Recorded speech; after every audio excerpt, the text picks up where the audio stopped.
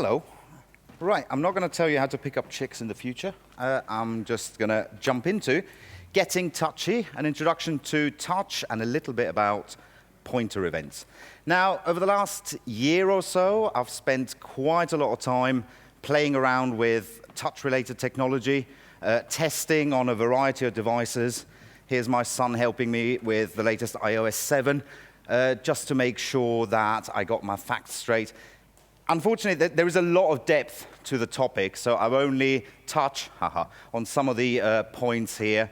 But there's more information. I've got more complete slide sets for like 3-hour workshops and everything else. So this should hopefully give you a little taste about what to do about touch events and pointer events.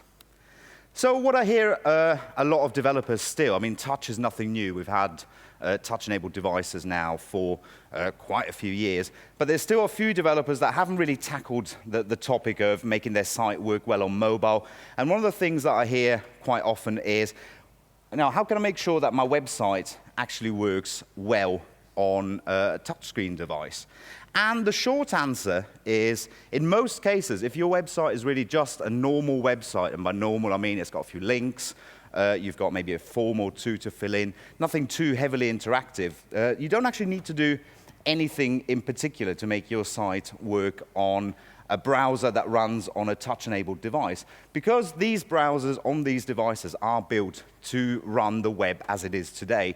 And the web today, there is still a lot of content out there that uses JavaScript that hooks into regular mouse events. So these browsers, even though you're on a touchscreen device, these browsers will emulate mouse events. And for simple websites, that's actually enough. I've made loads and loads of these types of tests. They're all available on GitHub, so feel free to actually go with your live devices and have a play. But I've gone through and tested a few things. Simple stuff like, here's a test button, and if I'm on a touch device and I press that, I can see that it actually fires regular mouse events. So I'm tapping on that button, and I do get mouse over, mouse move, mouse down, mouse up, and the final click, where traditionally I would be listening for that click and actually firing some kind of event. So as I said, if your website does very simple stuff like this, this will work out of the box on touch devices. Here's the event order, once again.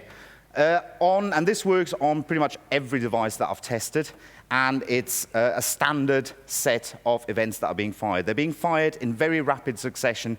After you tap on a button on a touchscreen device, the browser does fire mouse over, a single mouse move, regardless of how much you wiggle your finger, a single sacrificial mouse move, mouse down, focus in some cases. I think the only case where focus is being fired is in Firefox. Mouse up, and then the final click itself. The reality, once you start looking a little bit deeper, is obviously a bit more complex, otherwise it wouldn't be fun doing web development stuff. So on first tap, you get that full sequence. Subsequent taps omit the initial mouse over.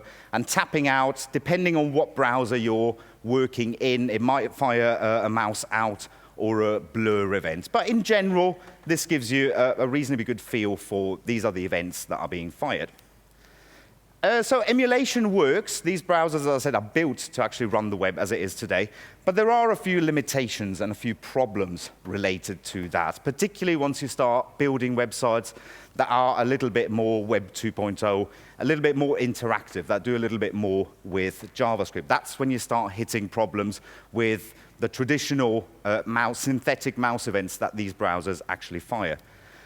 There are quite a few. I'm only going to concentrate for time reasons on two of the major ones. So delayed event dispatch and the fact that mouse move doesn't actually track as you're moving your finger over the screen.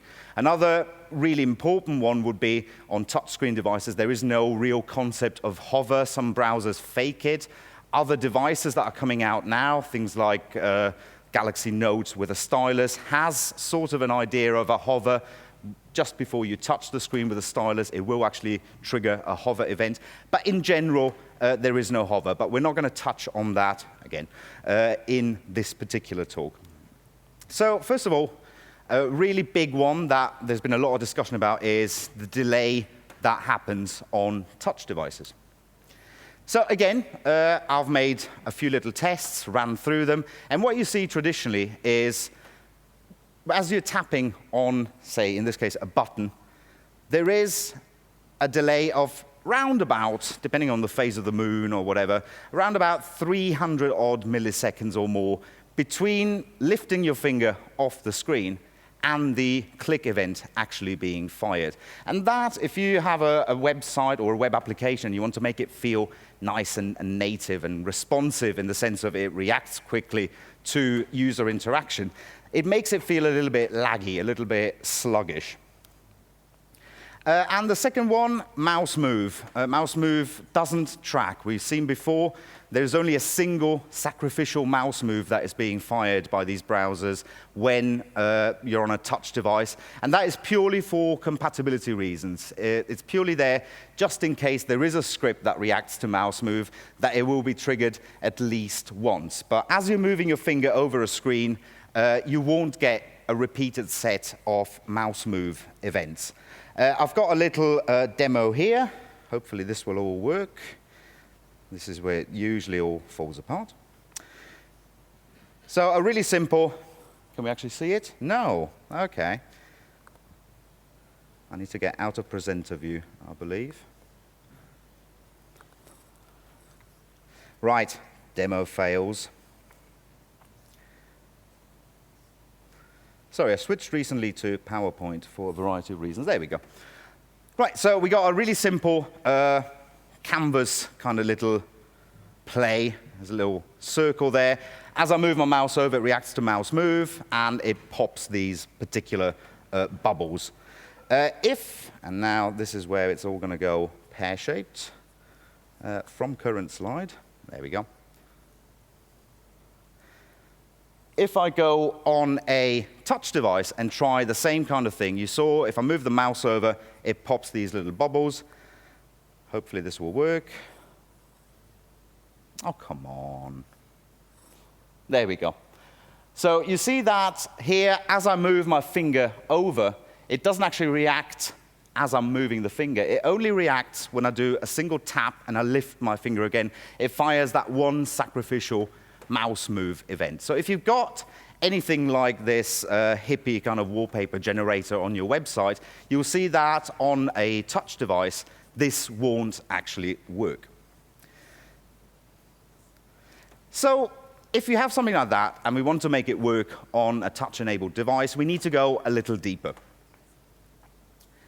And for that reason, we jump into what are called touch events. Now, touch events were invented, if you will, by Apple. They were introduced for iOS 2.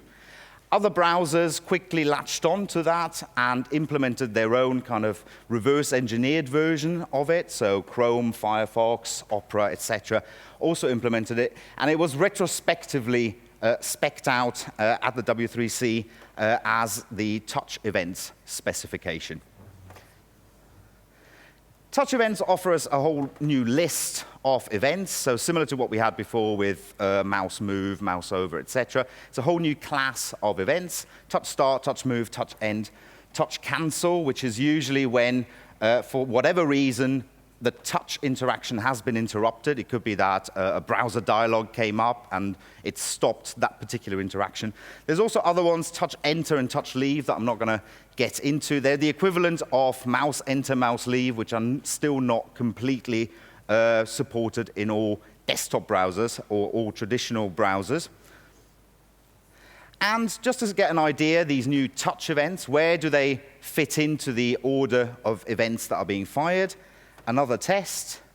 Once you run it, I'm just going to skip straight to the list, you'll see that what we get on touch-enabled devices in the browsers is you get the touch events first, touch start, one or more touch moves, depending how clean the tap was that you did on the screen, touch end, and then after that, you get the synthetic mouse events that we saw before. Once again, there are slight differences. It keeps me entertained finding these things. There are slight differences depending on whether it's the first tap or it's a subsequent tap, etc. Most browsers, as I said, follow this model. There are some browsers that have a few variations and some browsers that are completely batshit crazy, as some would say.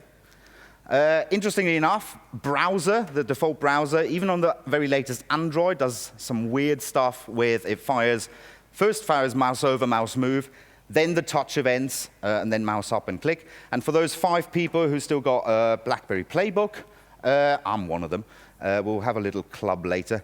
That does something completely strange. It does touch start, and then the mouse events, and then touch end, all sorts of crazy stuff. Kind of the takeaway from this is don't completely rely on the event sequence, but in general, good browsers, reasonable browsers, follow that kind of pattern. First you get the touch events, then you get the synthetic mouse events. So we saw the problems before that we had with the limitations that we have by just listening to the mouse events. How can touch events help us in this particular case? So once again, delayed event dispatch, mouse move doesn't track. The first one, delayed event dispatch, which has been the bane of a lot of web developers who want to do native feeling web apps on touch devices.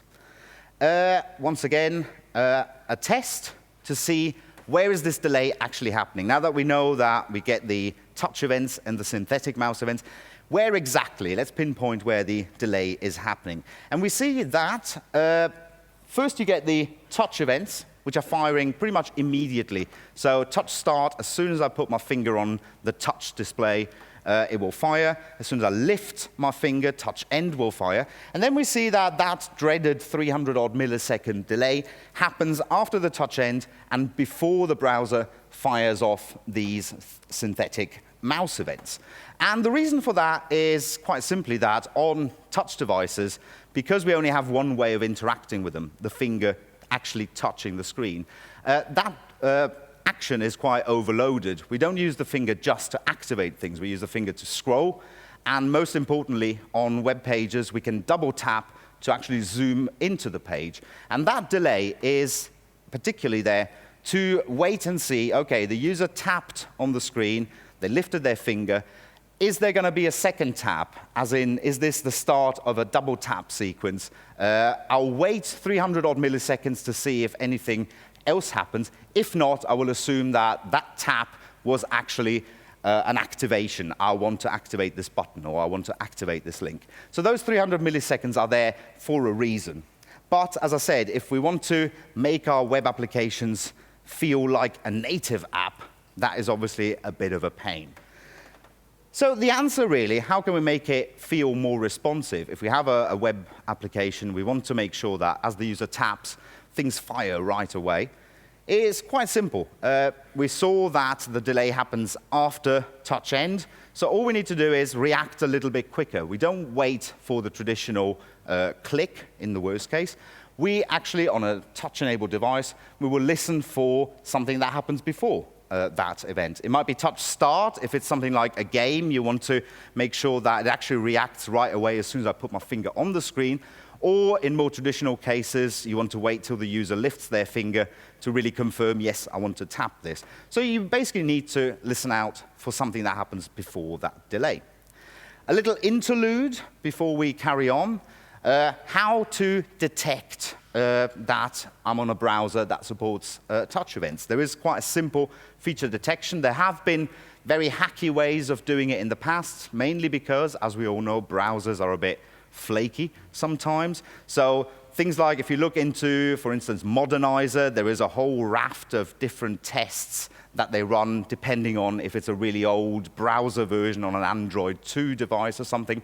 But if we're just ignoring those, ignoring the legacy browsers and just looking at the current crop of browsers, something like this generally works. If on touch start is in window and then some clever stuff there, that tells us, OK, there is touch support in the browser at the moment. So one of the common performance tricks that we see on the web, and unfortunately it's very widespread, is something quite naive that says, OK, well, we know how to detect touch devices. We know that if we just listen for the click, there is going to be that 300 millisecond delay. So what I'll do right at the start of my script is basically a little test. if it's a touch device, I will just listen to touch end. Otherwise, I will listen to click. So I'll hook into those depending on whether the browser says I support touch events or not. And that worked for a while. But the problem with that nowadays is, now that we've got zombie toasters or whatever, is that you risk making this touch exclusive, which again might not be a problem in the old days where basically the only devices that were touch were pretty much a phone or a tablet that only has that interaction model. I've ranted about this on the Mozilla Hacks blog a while ago, but the too long didn't read is basically you need to know what you're actually testing when you're doing this feature test. If OnTouch Start is in window, it doesn't say this is a touch-only device that the browser is currently running in. What you're really testing for is the browser supports touch events. It says nothing about the actual device that it's running on. Now, traditionally, when you do a feature detect, browsers support all the new stuff, regardless of whether the device that it's running on actually has that. So very early versions of, for instance, Chrome, when they came out with touch support, reported even on traditional, I would say, desktop devices that have just a mouse and keyboard, reported when you did this feature test, they said, yes, of course we support touch events. It's part of the technologies that the core engine runs in Chrome. But they had to actually take that out, and they broke the feature detection because so many websites used those kinds of tricks before, assuming wrongly, making an assumption saying, if the browser reports I support touch events, it must be a touch device. So really what we're testing here is the browser knows the technology, not the browser is currently running on a device that is touch exclusive. And there is a whole raft now of what I'd call hybrid devices that have, yes, touch, but also traditional mouse or trackpad and keyboard. I mean, yes, Windows 8 was designed from the ground up to run on kind of, what do we call them, phablets, tablets, laptops that are also touch screens. I'm actually running the presentation here itself on a device that has a touch screen and a keyboard and a trackpad. And what happens if you take the very naive approach that we saw before of if OnTouch Start is in window, just listen to touch end, is basically you're cutting out any other way of interacting with your web application on these hybrid devices. Now I'm going to tempt the demo gods once more. Close this one. So here's a test. As I said, I'm running it on a laptop that does have a touch screen as well. And this button is now set to only react using that performance trick that we've seen. So if I now, with my mouse, click on this button, nothing's actually happening. Because I've set it, I've got touch on this, I've set it to basically only react now to touch end. A simple performance enhancement, I thought, and it was valid, as I said, in the days where touch was only exclusively on phones or tablets. As soon as devices like this come out, you've basically shot yourself in the foot, or rather you shot your user in the foot, which is even worse, and you've completely stopped them from being able to interact with your site in any other way other than touch. I mean, the same applies also if I now tab to it with a keyboard. I can't actually see my thing there. Where are we? Yeah. So I've focused on it, but I can't actually trigger it. So that's, let's say, less than ideal. There are other words for that, but.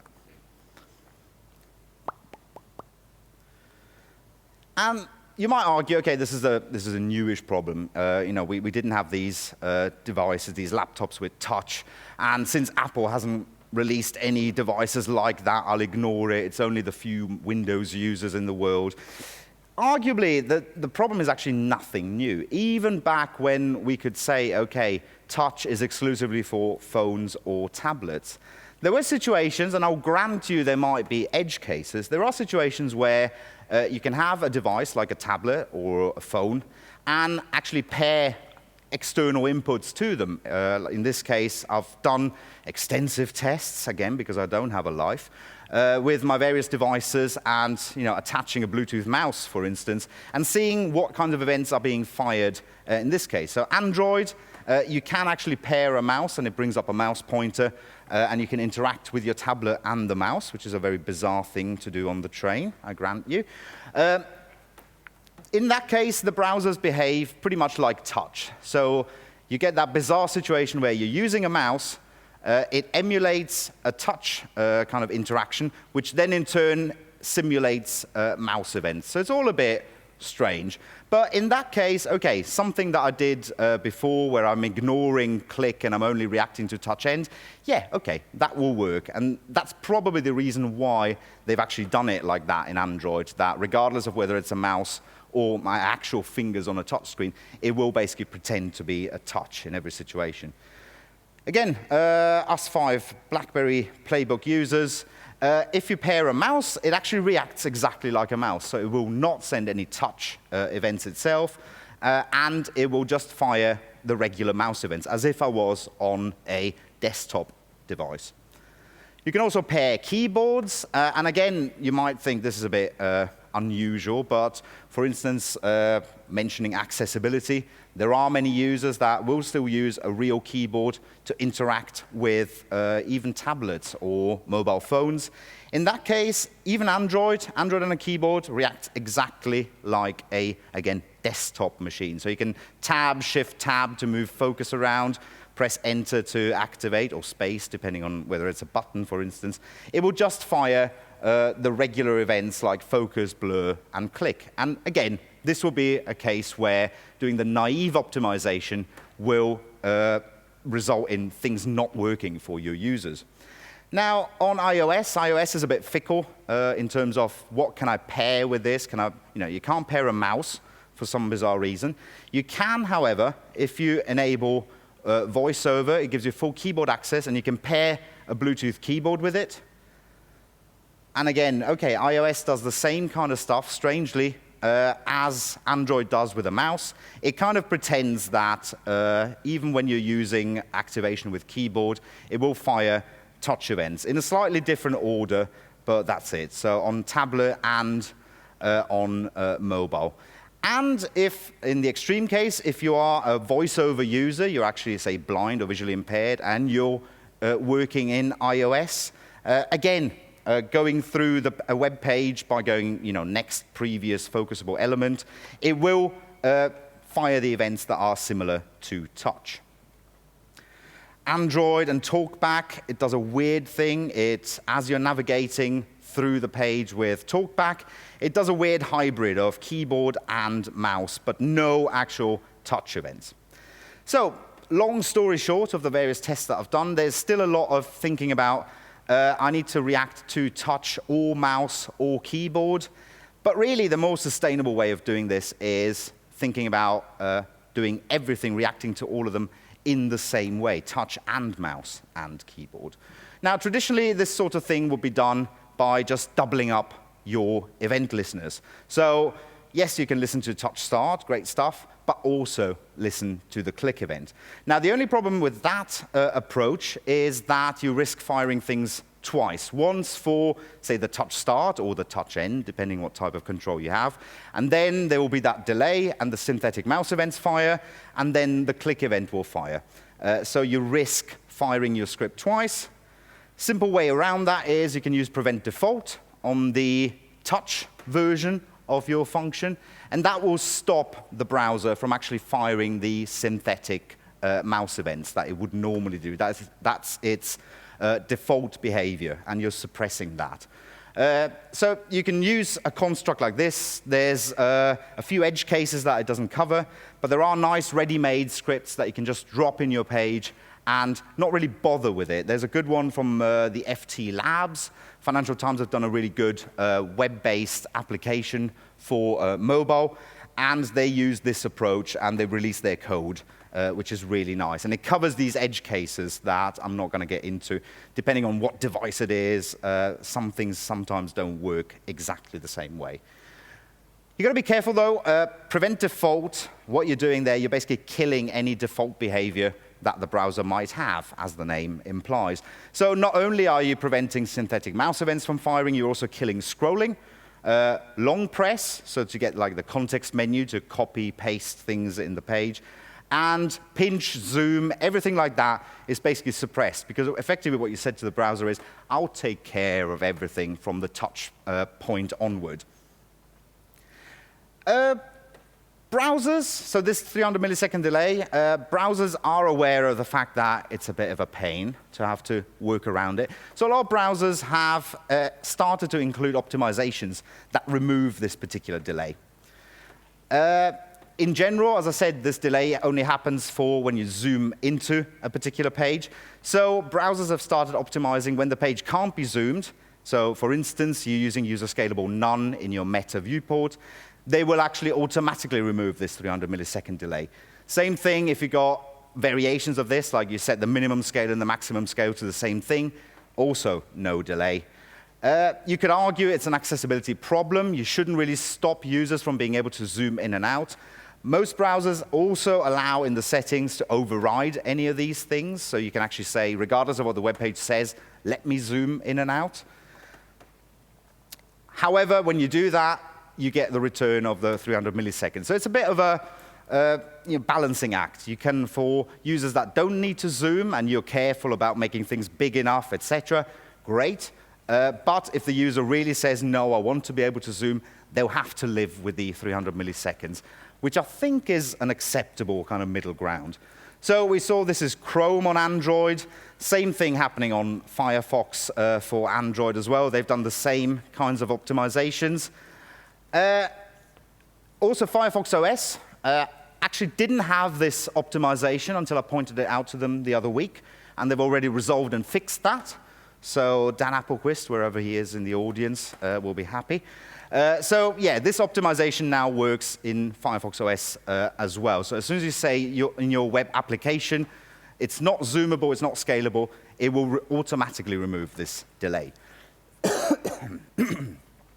Now, the only odd one out is iOS Safari and anything iOS web view based, so Chrome on iOS, etc., which is a bit of a pain. And I filed a bug against that, and I was told that, no, they can't remove it because iOS has kind of designed themselves into a corner a bit, because apart from having double tap to zoom, they also have, and I'd never heard of it before, and I've asked a few people that use iOS and they hadn't, they have double tap to scroll, which is bizarre. So even on pages that can't be zoomed, they still overloaded the double tap feature.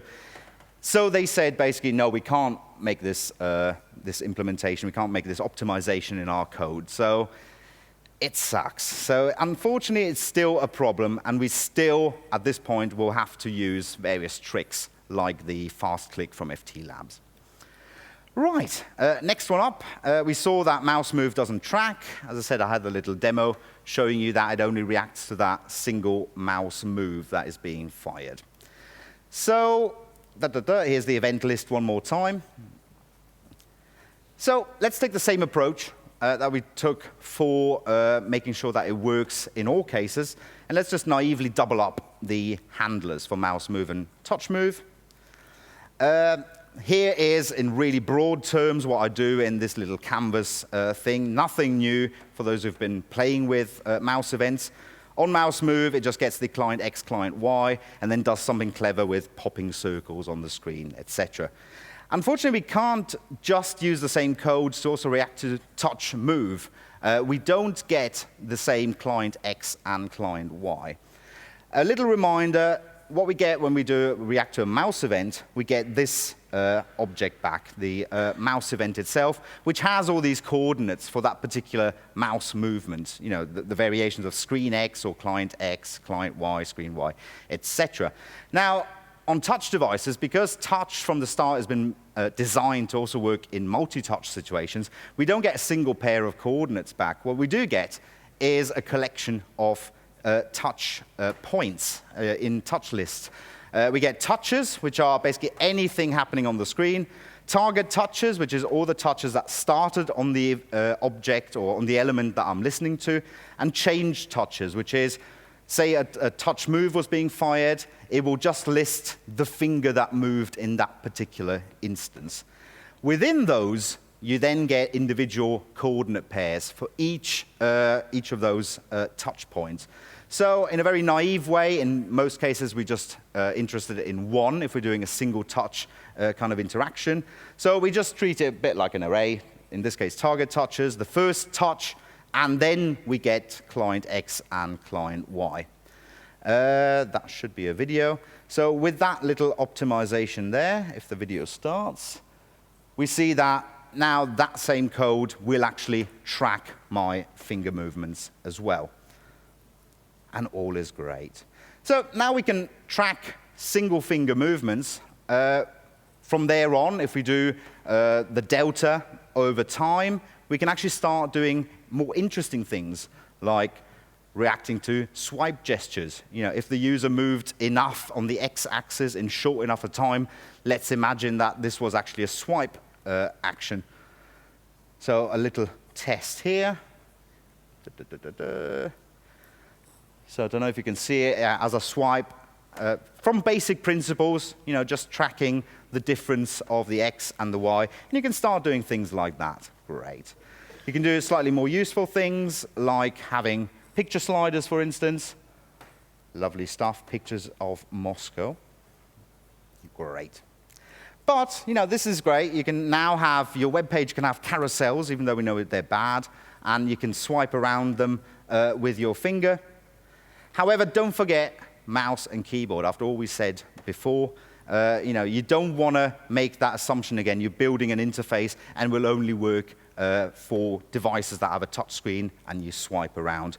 A really nice example is this one here from Brad Frost, known web hippie.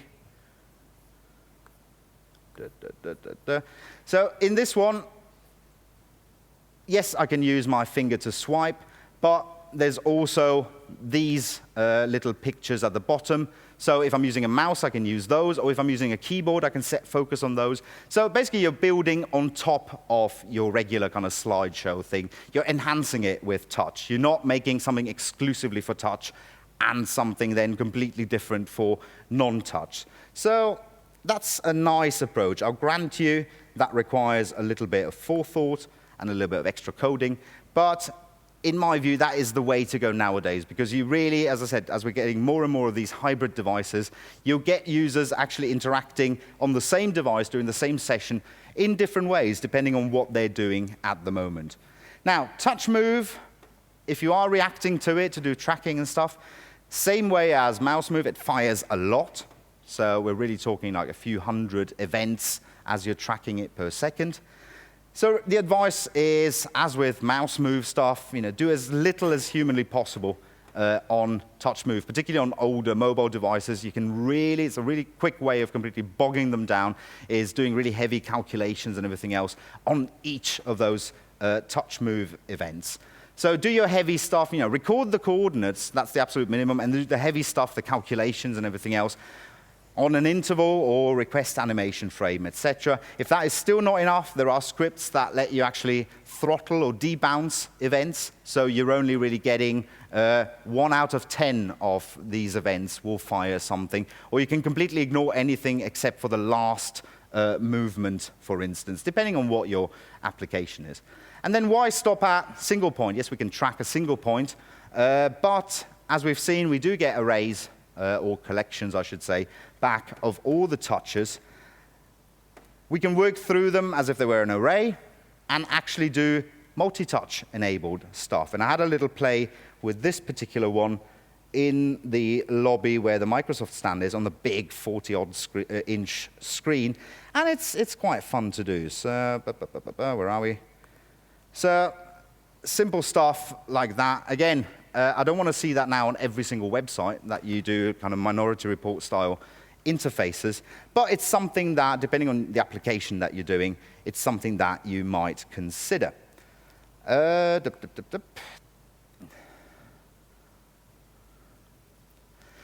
Now, we saw before, prevent default actually stops the browser from doing anything extra, and you say to the browser, OK, I'm handling it. Now, iOS, again, designed themselves into a corner because they know better. There is no way, for instance, on an iPad. iPad has special gestures. When you use 4 fingers, you can swipe between applications. So you're in the browser, you put 4 fingers down, and you're trying to track them, and you say, prevent default, I'm doing it. You can't suppress that. And as progress moves forward, iOS 7 now on an iPhone also has a gesture which is swiping backwards and forwards between pages. So in your browser, you can go back and forward in the history. That can't be prevented either. So again, it's something to be aware of. And we can track multiple points on the screen. Again, if we use the delta over time, we can start doing things like tracking gestures, for instance, and doing something a little bit clever with, rather than just drawing circles on every finger. Now, iOS Safari has special gesture events. They are specific to Safari, so I'm not going to go in great detail into them. If you're doing something completely specific for Safari, which you shouldn't, you can take advantage of them. But with a little bit of Pythagoras, you can actually work these things out yourself as well. And I'm running badly out of time. So you can do things like actually working out what is the, the distance between the fingers, what's the rotation angle, that sort of stuff. Again, very gratuitous effect. You need to consider if you want to use that in your application itself. And, I should have stayed out of presenter mode here, because then the best representation of this sort of thing is frivolous things like picture organizers. You can move things around, scale images up. Again, a very cumbersome way of navigating a whole set of pictures, but if that's your cup of tea, you can all do that now just by listening to touch events and everything else. I'm going to now fly over the pointer event stuff because I'm running out of time. We heard too much about zombie toasters, I think, before. So, touch events. So we talked about touch events. They work in pretty much every browser, with one exception. Internet Explorer does not support touch events. So on Windows Phone 7 and 8, there is no such support. You don't get the touch events. Now, what Microsoft did was actually something rather clever, because we've seen all the hacking around that we need to do in terms of supporting mouse and touch, and we need to fork our code to do different things. In reality, when we're doing web applications, in most cases, I don't really care if the user activated my button with a mouse or if they just put their elbow against their touch screen or whatever. All I want to know is the user wants to activate something. So what they did at Microsoft is introduce a whole new set of events called pointer events, which collect all of these different modalities of input under a single event model. It's also been submitted to the W3C, so it's a spec. It's not just, it's Microsoft doing their own thing. Again, not invented here. It's a new approach. It was introduced in IE 10. However, they've, right at the start, made a patch on Chromium as an example of this is how pointer events could actually work in Chrome or Chromium as well. And if you go into the bug trackers for the various browsers, you'll see that there is talk of implementing this as well. So in Chromium, which by default then means Blink and Chrome, it will come. Firefox, so Mozilla people are also thinking about implementing it and working towards it. Apple, who knows, as ever.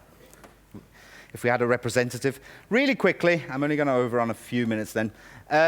This is the new kind of sequence of events that you get for pointers. As I said, this could be a whole other hour all about pointer events. But you'll see that rather than having, like we had before, touch and then a big delay and then the synthetic mouse events, you get these events firing inline. And pointer events, as I said, they will be, it's a mouse, it's a finger, it's a stylus. All these will fire these pointer events regardless of kind of input modality. They were vendor prefixed in IE 10. They've just been unprefixed in IE 11. And I am going to leave it at that with this one. I do apologize.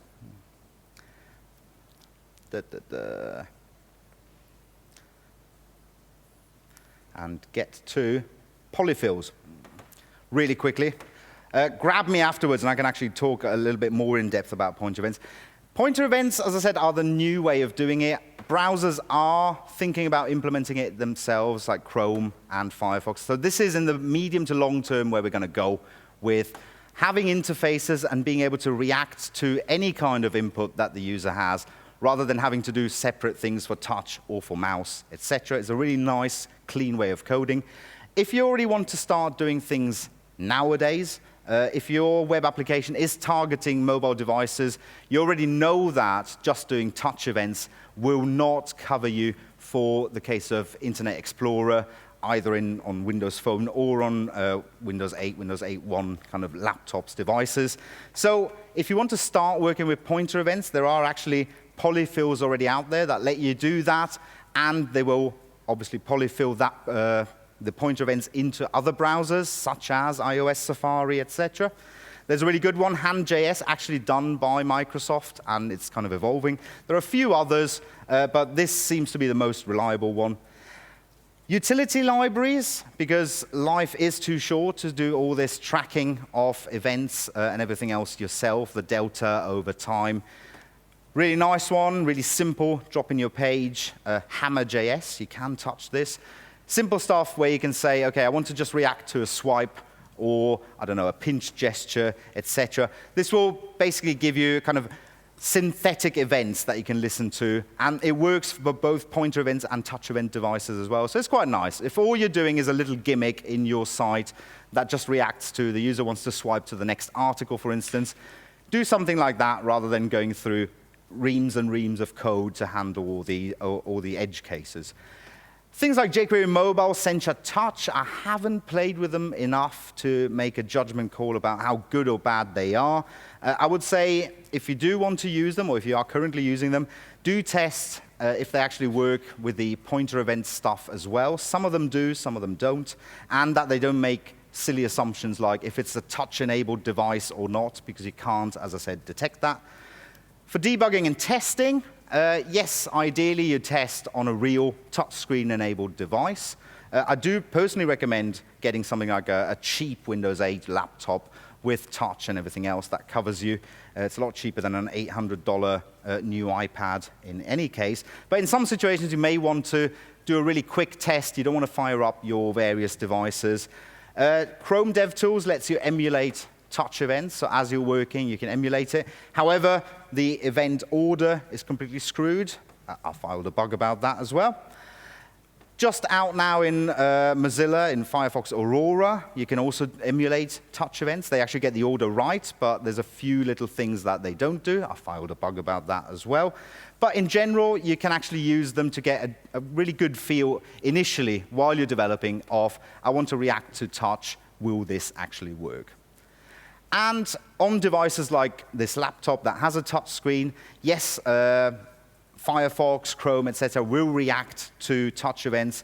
Again, Firefox on desktop, in this case, will fire a completely weird set of multiple mouse moves. We said before, mouse move is only fired once. In this case, it doesn't. Right, I skimmed over this quite badly. I do apologize. There is further reading if you haven't had enough of this touch malarkey. Good articles on HTML5 rocks about touch and mouse, which kind of echo my feelings about don't make assumptions and don't exclusively code for touch or for mouse, but do both. Good in-depth article about pointer events. There is some IE-specific stuff in pointer events as well. Again, they have their own implementation of gestures and stuff, which only works in IE. Again, if you're targeting just that, you can feel free to use that. But this covers really all the basics of how to actually use pointer events. And with a little bit of delay, thank you very much.